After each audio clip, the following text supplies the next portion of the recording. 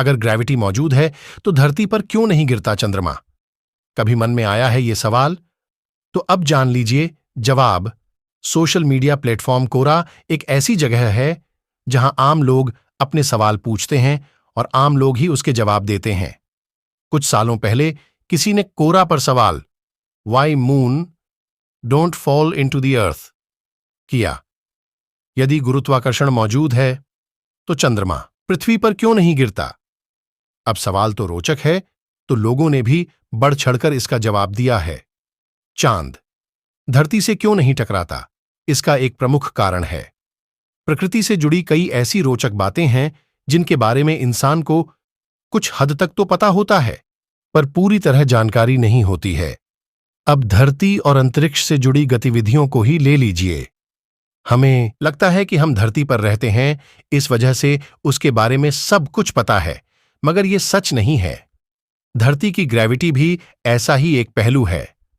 आपको तो पता ही है कि धरती पर gravity why moon not collide with earth due to gravity है। इस वजह से हम धरती पर खड़े रहते हैं, हवा में नहीं उड़ते। पर जब धरती की ग्रेविटी इतनी ज्यादा है तो फिर चंद्रमा जो धरती के नजदीक है वो क्यों धरती पर नहीं गिरता? लोगों ने कोरा पर यह दिया जवाब। सोशल मीडिया प्लेटफॉर्म कोरा एक ऐसी जगह है जहां आम लोग अपने सवाल पूछते हैं और आम लोग ही उसके जवाब देते हैं।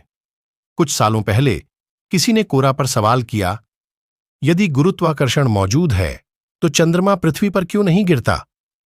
अब सवाल तो रोचक है, तो लोगों ने भी बढ़ चढ़कर इसका जवाब दिया है। राघव सिंह नाम के शख्स ने कहा, चंद्रमा या कोई और कृत्रिम उपग्रह जो पृथ्वी का चक्कर काट रहे पृथ्वी के गुरुत्वाकर्षण क्षेत्र में ही हैं तथा उन्हें भी पृथ्वी पर गिर रहे माना जाता है।